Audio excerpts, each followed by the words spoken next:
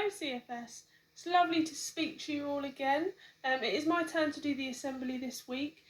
So you've got myself and Miss Matika has helped me out quite a bit this week, so you'll be hearing a lot from us.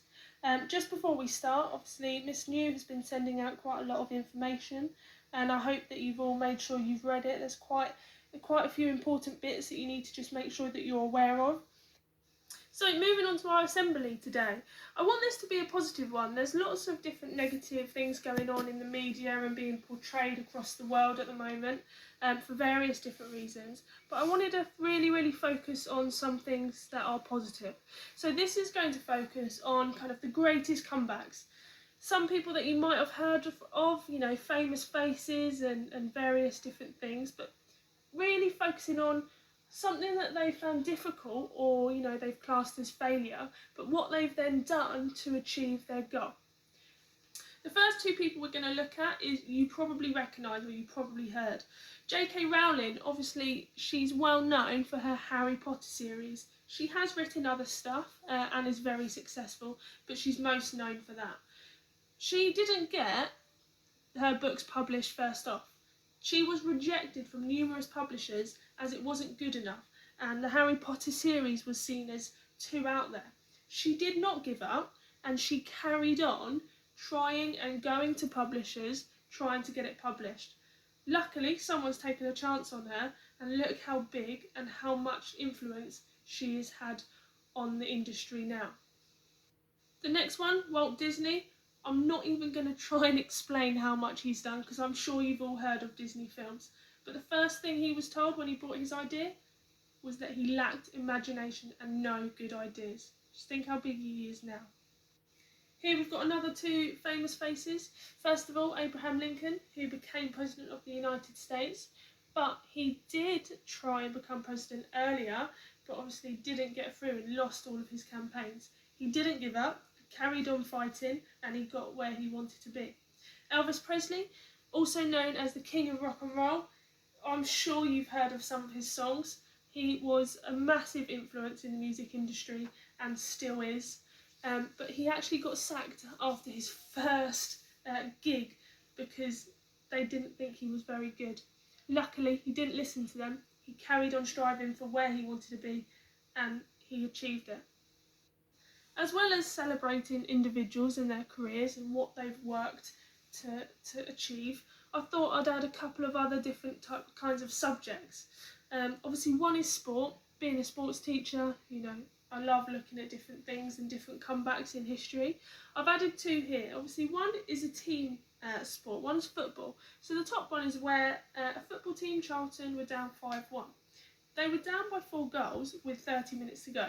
Now, they could have easily just given up and, as a team, just not bothered, not strived, not tried to win, because that's quite a deficit that they're in. Needing 5 extra goals to get on top without the other team scoring is quite a lot to ask.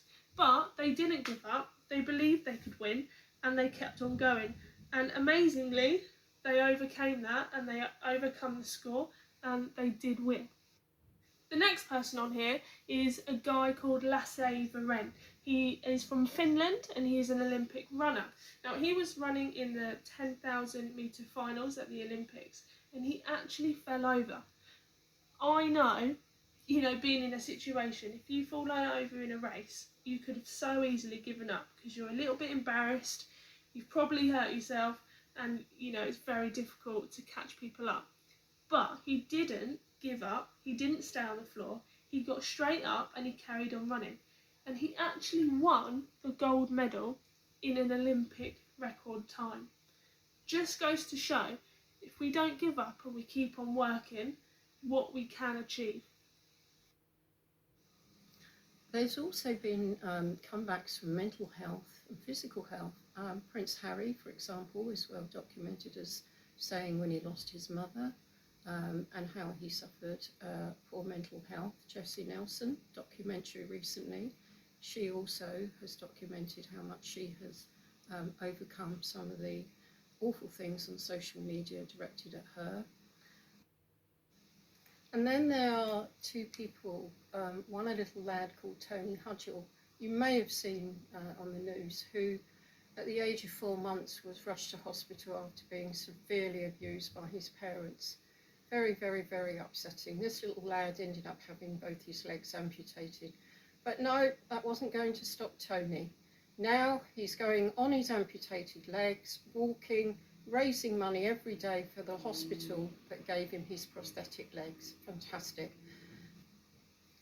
We also have Emma Wiggs, who was an able-bodied athlete, but unfortunately she caught a virus, which gave her severe paralysis, and she then came back to train again and go into the Paralympics and win gold.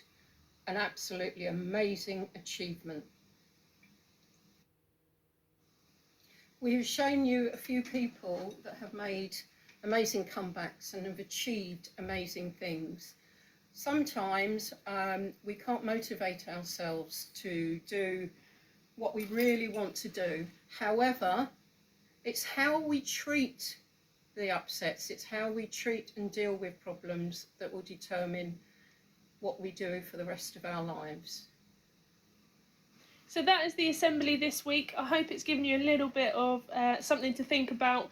Thank you for listening, and hopefully see you soon.